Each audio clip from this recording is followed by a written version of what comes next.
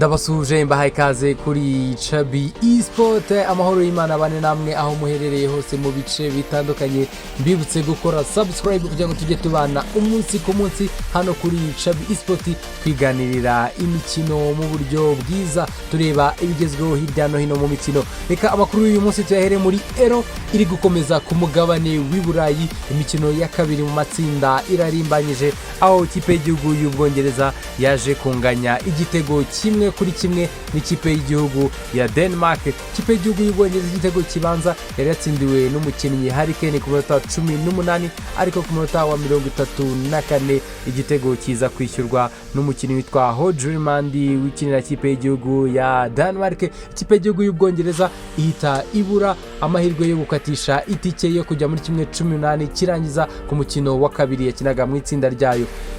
Mwitsinda ryayo kandi habaga n'undi mukino wahuzaga ikipe y'igihugu ya Slovenia ndetse n'ikipe y'igihugu ya Serbia nabo banganya igitego kimwe kuri kimwe.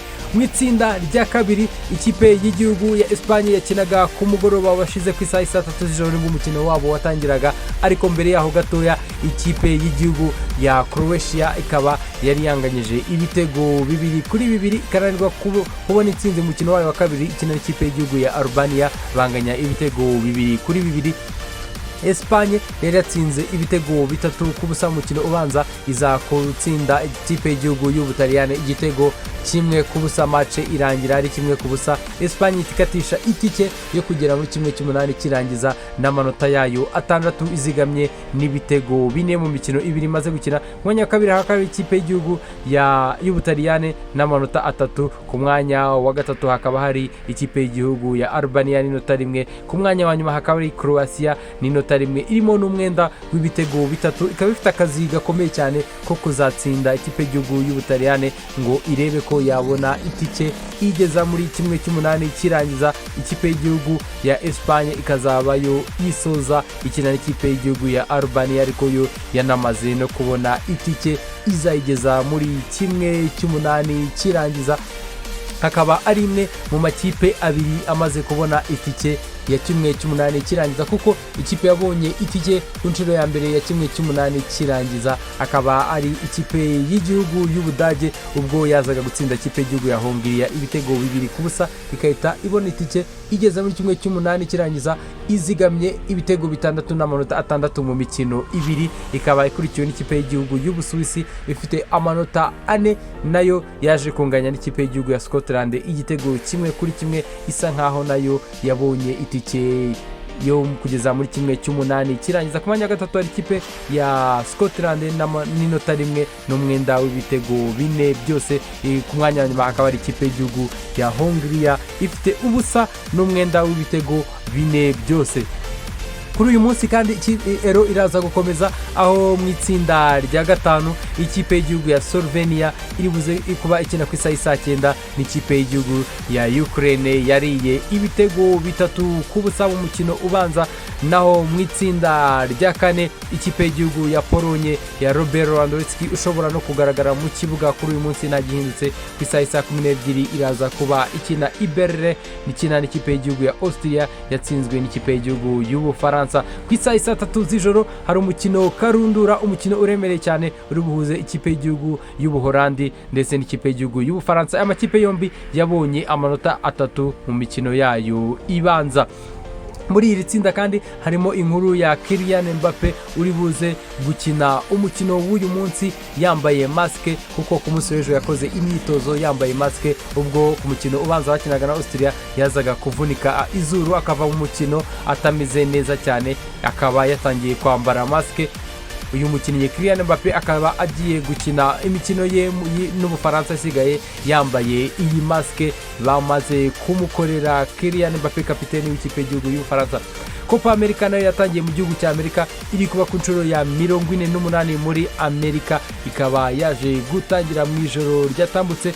Ini amakipe 16 agiye kuyikina agabanyije mu matsinda 4 atandukanye akaba yabimburiwe n'itsinda rya mbere ririmo ikipe y'igihugu ya Argentine yaje gutsinda ikipe y'igihugu ya Canada ibitego bibiri byose ku busa.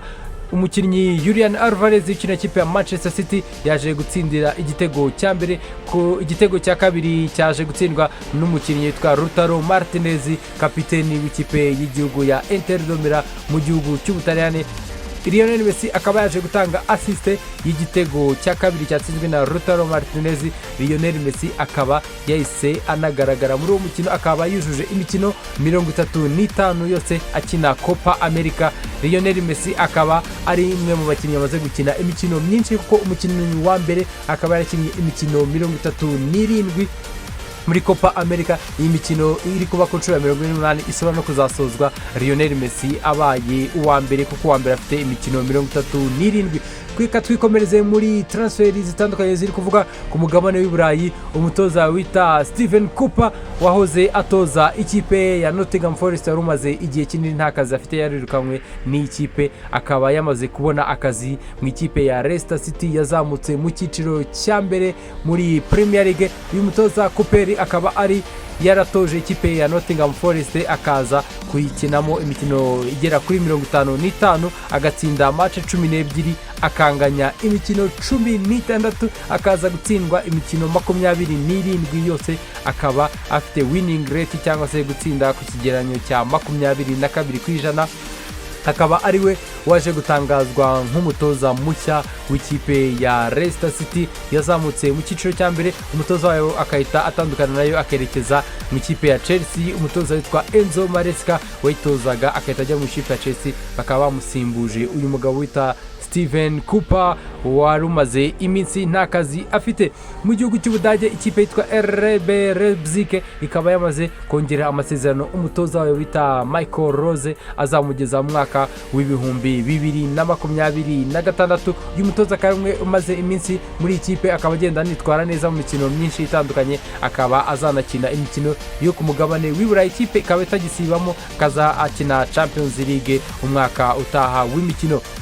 Ikipe ya Crystal Palace nayo ikomeje kugenda yiyubaka, nubwo abakinnyi batandukanye bayo bari kugenda bashakishwa, ikaba nayo yamaze gusinyisha umugabo witwa Daichi Kamada, umuyapani wakinaga mu gihugu cy'Ubutaliyani. Naho ikipe ya Aston Villa ikaba nayo yamaze kumvikana n'umugabo witwa Ian Maatsen wakinaga mu ikipe ya RB Leipzig, yakaba ari intizanyo kuva mu ikipe ya Chelsea, bakaba bamaze kumvikana, akaba ashobora gusinya contract y'imyaka igera hafi kuri 6 n'umuholande uri kumwe n'ikipe y'igihugu y'Ubuholande muri Euro. Naho n'ubundi ikaba ikomeje no kuganira n'ikipe ya Juventus kuri Douglas Luiz ushobora kwerekeza mu ikipe ya Juventus, harimo swap deal ikazabongera miliyoni 20, ndetse ikabaha n'abakinnyi babiri barimo bita Iring Junior n'undi bita Barnechea, akaba ari umwe mu bakinnyi bashobora kuzaza biyongeraho bakanabongera miliyoni 20 kugira ngo babahe Douglas Luiz mu ikipe ya Juventus Today. Ikipe y'igihugu nako ikipe ya Everton nayo ikaba yamaze kumvikana n'umukinnyi wakinaga mu ikipe ya Leeds, akamwita Jack Harrison, akaba azaza nk'intizanyo umwaka utaha muri ikipe ya Everton itarashoje neza sezo yayo. Mwakoze kudukurikira kuri Chabi Esport, mwari kumwe nanjye Chabi kuri Chabi Esport. Amahoro y'Imana abane namwe, shalom shalom.